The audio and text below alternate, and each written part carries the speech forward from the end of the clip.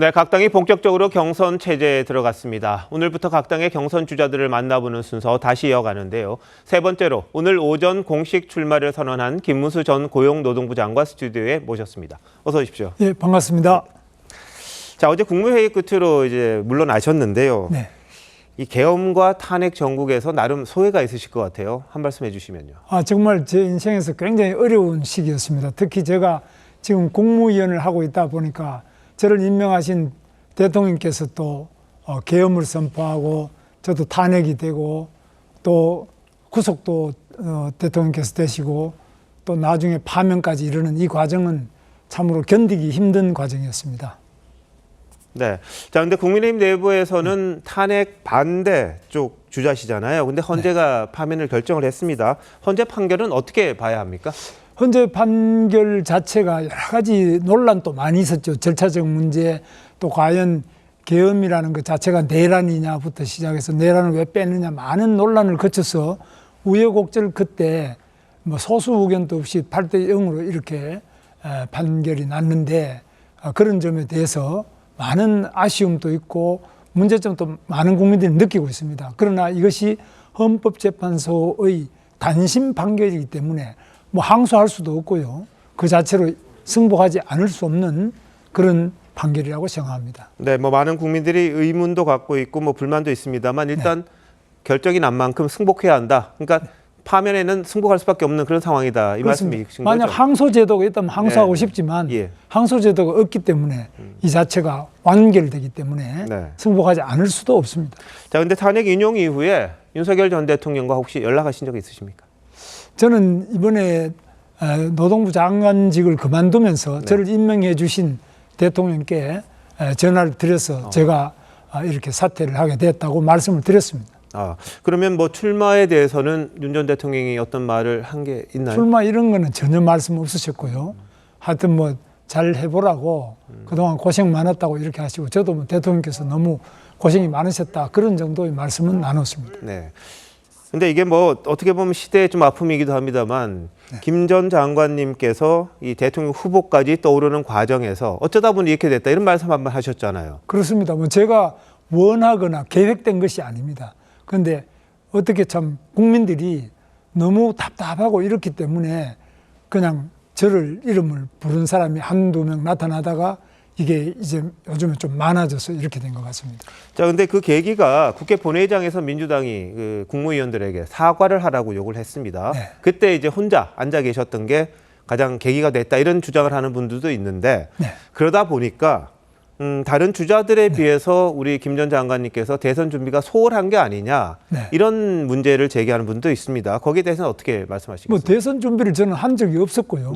다만 제 삶이 정말 우리 대한민국이 약자들이 그래도 사람다운 삶을 살고 정말 어려운 사람과 또 힘든 사람도 가슴 펴고 살고 청년들도 취업도 되고 꿈을 가질 수 있고 또 가정을 이루고 잘 살 수 있는 이런 삶을 다 꿈꾸고 있는데 이것을 도우는데 저는 젊을 때부터 시작해서 노동 현장에서도 제가 7년 이상 있었고 또 학교 다니면서도 제가 재적도 되고 감옥도 제가 2번 갔다 오고 이런 역경을 거치면서 나름대로는 삶의 가장 밑바닥부터 우리 대한민국이 앞으로 정말 위대한 나라가 될 수 있도록 하는 꿈을 저는 10대 때 고등학교 3학년 때부터 지금까지 잊어본 적은 한 번도 없습니다. 그런 점들이 이제 우리 장관님을 대통령이 되게끔 이제 돼야 되겠다 이런 생각을 갖게끔 했다 이렇게 하면 됩니까? 뭐 저 삶에 대해서 잘 모르시겠지만 저 나름대로는 그러한 인생의 여러 가지 우여곡절을 겪어왔기 때문에 아는 분은 또 아실 거라고 생각합니다. 물론 뭐 김 장관님이 가장 청렴하게 살아오셨던 것에 대해서는 모두가 인정하고 또 생각이 다르신 분들도 김 장관님을 욕하지 못한다 이런 말들은 많이 들어왔었습니다. 그만큼 살아오신 삶 자체에 대해서는 모두가 인정을 하고 있는데 다만 이재명 전 대표를 이길 대항마로 깨끗함 그리고 소박함 이런 것들을 말씀하시긴 했습니다만 본선 경쟁력이 과연 있느냐 다시 말해서 중도 확장성이 있느냐 이런 지적이 있거든요. 그건 어떻게 이겨내실 생각이십니까? 그 점은 이재명 대표가 민주당의 후보라고 거의 기정사실화되고 있다면 이재명 후보에 대해서 당당하게 맞서서 깨끗하게 이길 사람은 누구일까? 이 점은 저보다 더 나은 사람이 있는지 모르겠다. 이래서 아마 많은 국민들이 저를 대항마로서 뽑아준 것 같습니다. 그런데 사실 저는 경기지사도 2번 했는데 한 번은 이재명 대표가 시장할 때, 네. 한 번은 그다음 했는데요. 이런 여러 가지 점에 비해서는 저하고 이재명 대표가 가장 대조가 잘 되고 대비가 되는 그런 차별성을 가질 수 있지 않겠나 생각합니다.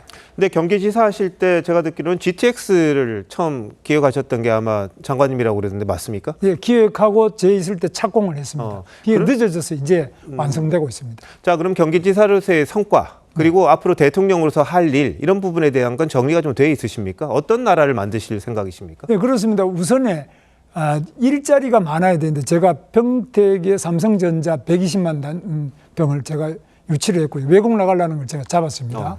그리고 판교 테크노밸리, 네. 판교밸리도 제가 한 겁니다. 그리고 또 지금 파주에도 LG 단지 이런 것도 제가 만들었습니다. 그래서 일자리를 많이 만들어서 청년들이 일자리를 가질 수 있게 하는 것, 그리고 GTX처럼 수도권의 교통 문제, 그리고 여러 가지 이런 그동안의 수건사업, 생각하지 못하던 것들을 전문가들과 함께 협의를 해서 만들어내고 뚫어내고 또 일자리를 만드는 이런 것들은 제 나름대로 자부심을 가지고 있습니다. 네, 장관님이 그거 했다고 지금 알고 있는 사람이 참 없을 것 같아요. 좀 예. 지난 일이기도 하고 그런데. 네. 자, 이제 아까 확장성 이야기는 뭐냐면 네. 이 장관님이 지나치게 오른쪽으로 가 계신 게 아닌가. 네. 거기에 대한 우려를 한 분들도 있거든요. 중도들이 과연 그러면 우리 장관님에 대해서 이 생각의 폭이 좀 넓다고 이렇게 못 느낄 수도 있다. 이런 지적이거든요. 저만큼 왼쪽을 가본 사람이 없습니다. 저만큼 오른쪽을 가본 사람도 없습니다. 저만큼 중도를 깊이 있게 가장 낮은 한센인들의 그 삶을 도와드리기 위해서 저만큼 애쓴 사람도 없고요. 또 많은 부분들이 자살하고 이럴 때 무한돌봄 사업이라든지 어려운 약자에 대해서 제가 저만큼 더 깊이 있게 그분들의 삶을 같이 하고 그분들의 문제를 해결하기 위해서 노력한 정치인이 있으면 나와서 저하고 같이 한번 맞춰보기를 바랍니다. 네. 자, 근데 이재명 전 대표가 뭐 여론조사 같은 데서는 네. 대체로도 앞서고 있다. 이건 누구도 부인할 수 없는 상황인데. 그렇습니다.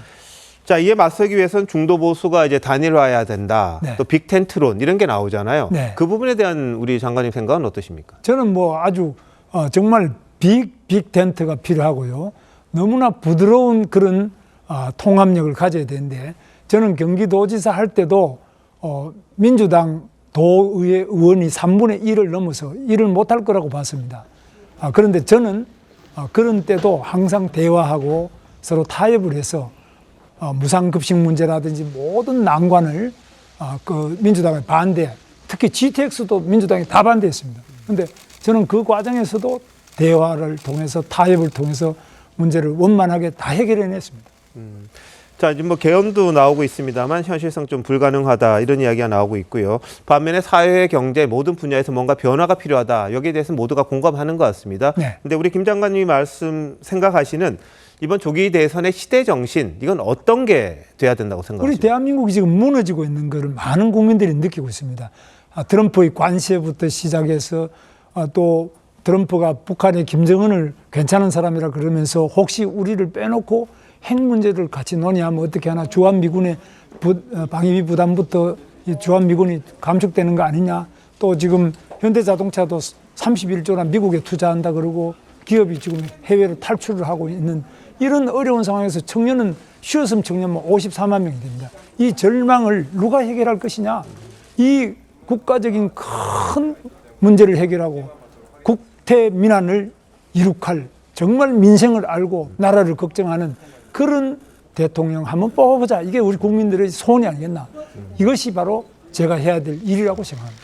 알겠습니다. 장관님 오늘 여기까지 듣겠습니다. 고맙습니다. 네, 감사합니다.